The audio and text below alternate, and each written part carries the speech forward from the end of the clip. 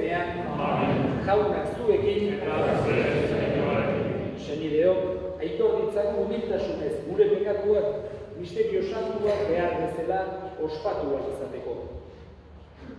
Erruki jauna, Kristo erruki, erruki jauna, erruki dakigula jainko guztiz antzua eta gure pekatuak barkaturik eraman gaitzala betiko bizitzara. Aitza zeruetan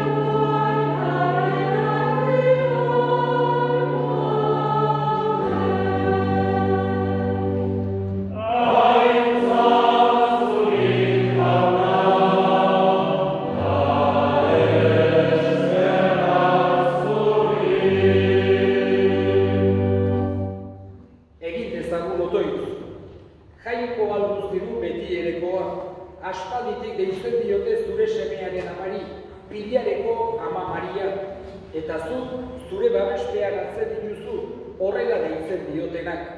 Egizu, haren laguntzari esker, izan gaitezela sinismenean sendo, itxaropenean uste handiko eta maitasunean iraunkor.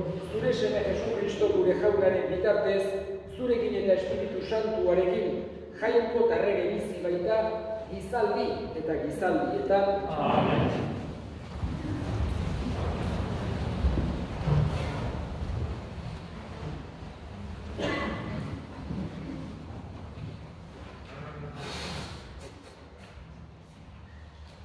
Lectura de los Hechos de los Apóstoles. Después de subir Jesús al cielo, los apóstoles se volvieron a Jerusalén, desde el monte que llaman de los Olivos, que dista de Jerusalén lo que se permite caminar el sábado.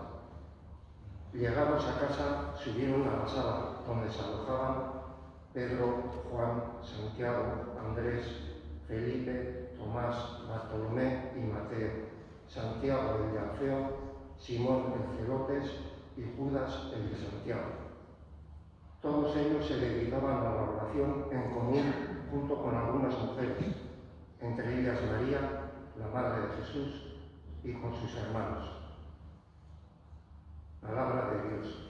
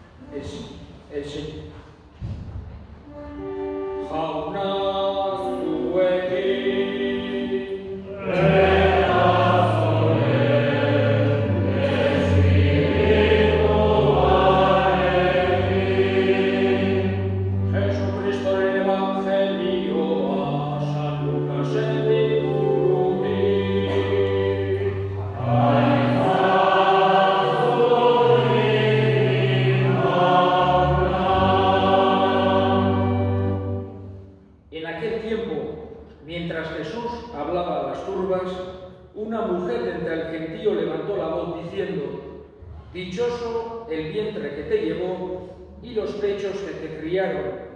Pero él repuso, mejor, dichosos los que escuchan la palabra de Dios y la cumplen. Palabra del Señor. Gloria a ti, Señor.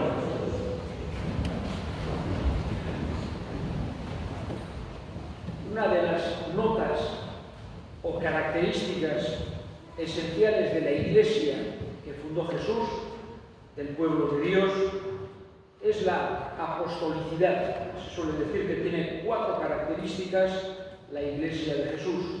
Es una, es santa, es católica o universal y es apostólica. Por eso una de las características, como decía, esenciales es la apostolicidad. Es decir, que ha querido Jesús fundar su Iglesia sobre el fundamento de los apóstoles. 12 hombres escogidos no porque fueran mejor que otros, no porque fueran más inteligentes o más válidos o más influyentes, sino 12 hombres escogidos por Jesús porque Él quiso. Es más, no fue a buscar gente especialmente importante, no buscó gente relevante ni del mundo judío, no buscó maestros o fariseos o gente importante, ni del mundo helénico, que era el más importante en aquella época, o más fuerte culturalmente, filósofos de Grecia, o del mundo romano, militares de Roma que tuviesen poder. Buscó gente sencilla del pueblo, pescadores, un recaudador de impuestos, que no era del grupo de los celotes, gente sencilla del pueblo, para hacernos ver que en la Iglesia Él estima muchísimo esa sencillez, esa humildad, y para que entendiéramos que la fuerza del pueblo de Dios, el motivo por el que la Iglesia va adelante, no es, vamos a decir así, la fuerza humana, por el dinero, por el poder, por la fuerza, por el ejército, por la inteligencia, sino que es precisamente la gracia de Dios, la fuerza del Espíritu, la que lleva adelante su Iglesia. Por eso vemos unos hombres normales, con sus defectos, con sus pecados, con sus dificultades, Vemos a un San Pedro que era muchas veces terco, incluso que se asusta y le niega 3 veces a Jesús.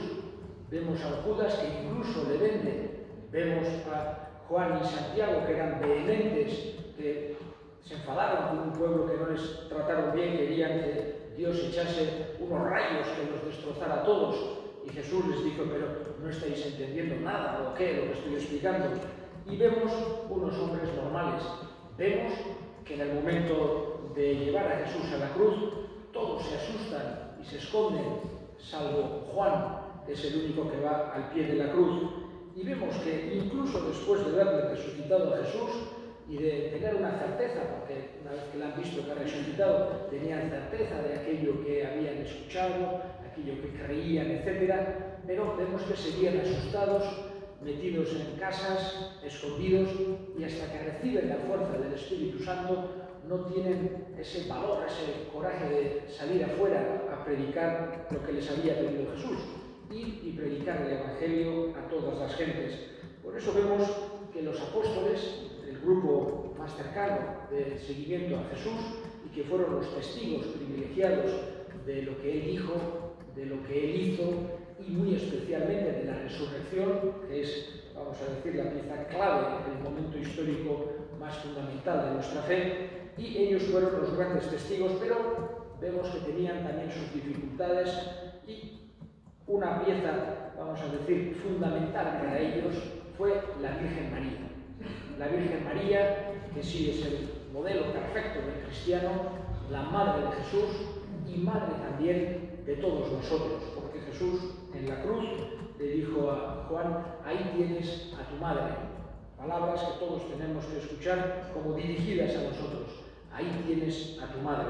Por eso, en esta fiesta que estamos celebrando hoy de la Virgen del Pilar, recordamos la tradición de una bilocación, el momento que la Virgen estaba viva en Palestina, no sabemos si estaría en Nazaret o en Jerusalén, pero en cualquier caso estaban los apóstoles ya dispersos en los distintos lugares. Cada uno acudió, Tomás a la India, Andrés hacia Grecia, y Santiago, el hermano de Juan, el hijo de Zebedeo, según la tradición llegó a la península ibérica y estaba ahí predicando cuando, según la tradición, estaba en un momento bajo, no tenía éxito, estaba, vamos a decir, triste, bajo, y en ese momento se le aparece encima de un pilar la Virgen, digamos, como decía, una bilocación, porque estaba en 2 sitios a la vez, y ello le dio un gran consuelo, una gran ayuda, una gran fuerza para seguir adelante. Nos muestra también cómo nosotros en nuestra vida cristiana podemos tener momentos más altos, momentos más bajos, dificultades, dudas. El gran apoyo que tenemos, el gran pilar que tenemos, es nuestra Madre del Cielo. Horregatik, gaurko egun honetan esan genitzake hemen lekun berri hainen garantzia handiko festa ospatzen ari geran honetan, azken finean Ama Birjinaren advokazioak eta ospatzen ditugularik, beti Ama Birjin bakarra ospatzen dugu. Eta leku bakoitzean debozio ezberdinak egoten dira. Eta gurean lekun berri, aspaldiko batez, hemen ere armike ere badaukagu, Pilareko Amak badu esanai berezi bat.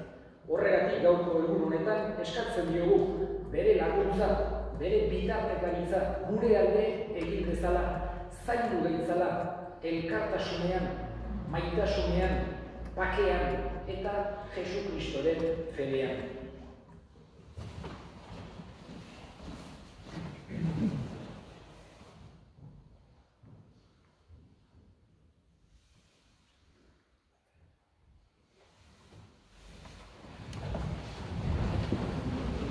Y elevemos ahora nuestras oraciones a Dios. Vamos a pedir en este día a la Virgen del Pilar por nuestro pueblo de Lecumberri, para que la Virgen lo proteja, para que la Virgen interceda por todos nosotros y nosotros la sintamos como Madre. Roguemos al Señor. Vamos a pedir por todas las personas que tienen dificultades para creer, para que por medio de la Madre, por medio de María, puedan encontrarse en persona con Jesús. Roguemos al Señor. pedimos con todos nuestros difuntos de aquí de Lecumberri, para que también por medio de la Virgen estén gozando de la salud eterna. Roguemos al Señor. Escucha, Padre, la oración que te dirigimos por Cristo nuestro Señor. Amén.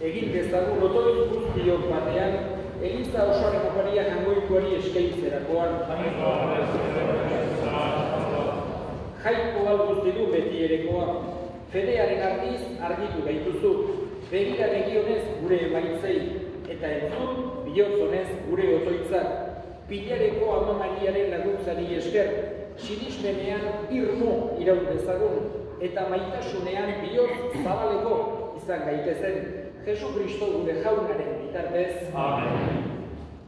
Jauna zuekin, gora bihotzak, eskerrak jangoiko gure jaunari. Egokida bai eta zuzen, bidezko eta salbagarri, lur nahi eta beti guk zuri eskerrak ematea jauna, aita guztiz santu, jangoiko alguzti du beti edeko horri, zure semearen Ama Birjinarengan egindako harrigarri guztiengatik, Izan ere, Kristoren ama Maria, pekaturik gabe sortua, etzen hilobiak usten du, birjintasunean beti santua izan zen, semeagan aintzatsua, jasokundean garailea, beragandik jaio zen Kristo, Elizaren senarra, herri guztien argia, fededuten itxaropena eta gure herri osoaren poza. Horregatik, Pilareko ama Mariaren festaburua ospatzean, aingeru eta goiengeruekin eta zeruko talde guztiekin, zure aintzari goratzarre hau, beti eta beti abesten diogu.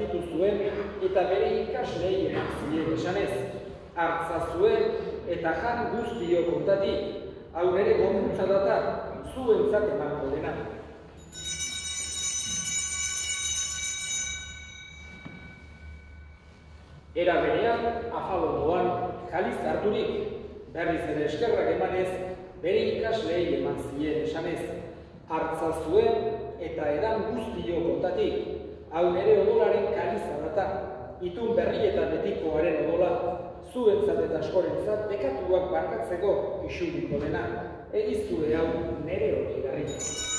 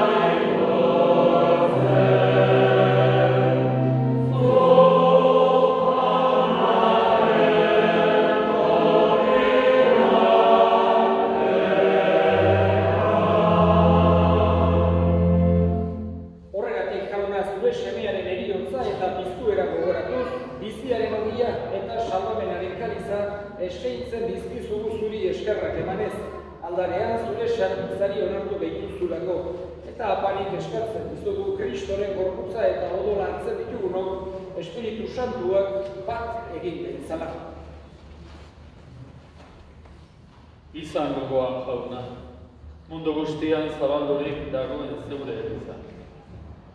Eramazu maitasun osora Frantzisko gure aita santuarekin.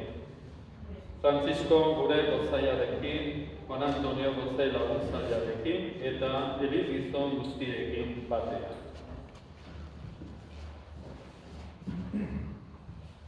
Era berean izango jauna, izteko itxaropenean, ondiren gure senideak eta egindako guztiak ere, berezik gure parrokiko egindako guztiak, harritzazu zeure aurpegaren argitan.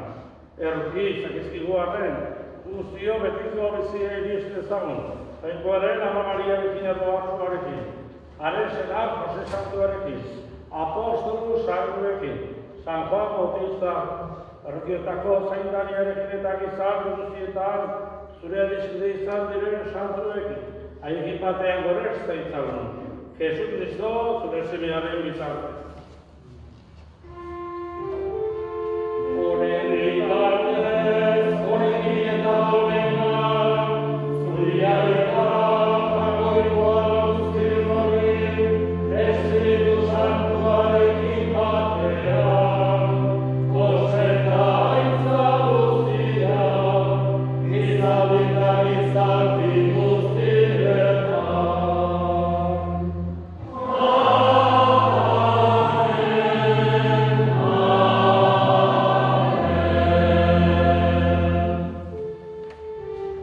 Salbatzaileak agindu eta erakutsiari jarraituz, bildur gabe esan dezagun.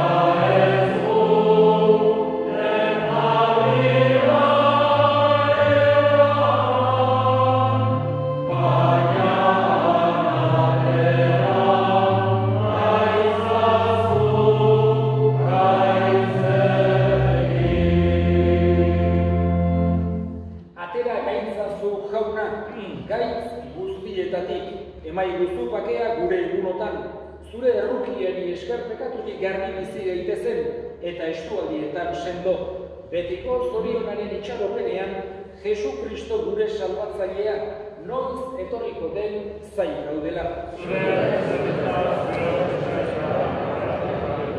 Jesu Kristo gure jauna, zuk esamada apostoluei, pakea uzten dizuet, nire pakea ematen. Begira zure Elizaren sinismenari eta ez gure pekatuei, eta zure gogoa den bezala, emaiozu Elizari pakea, eman batasuna, errege bizi baizera, gizaldi eta gizaldietan, jaunaren pakea beti zuekin. Eta eskurik eman gabe, emaiozue pakea ekarri.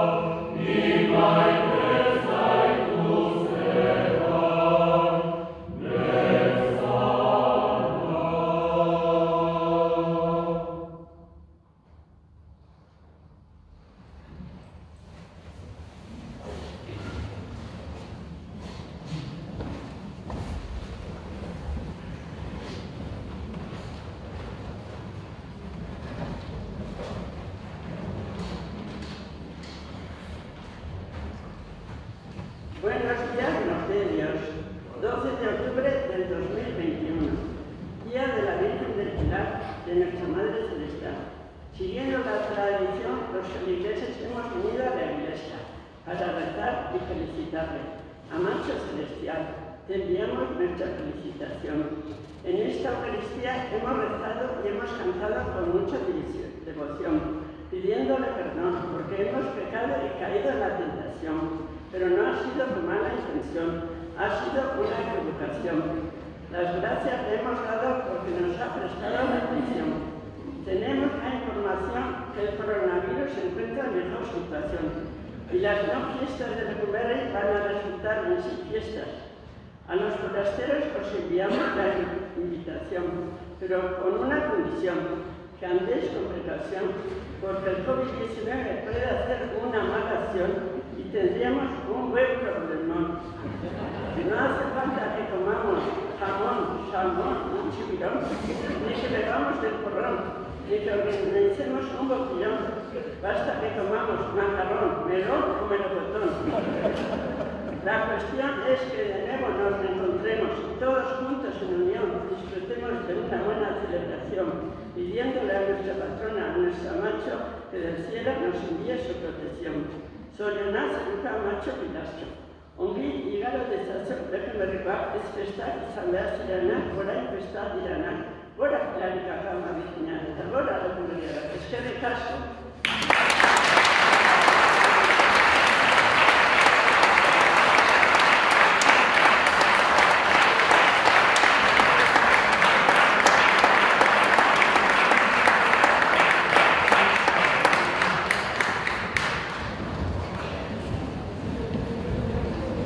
Ezagun otoi.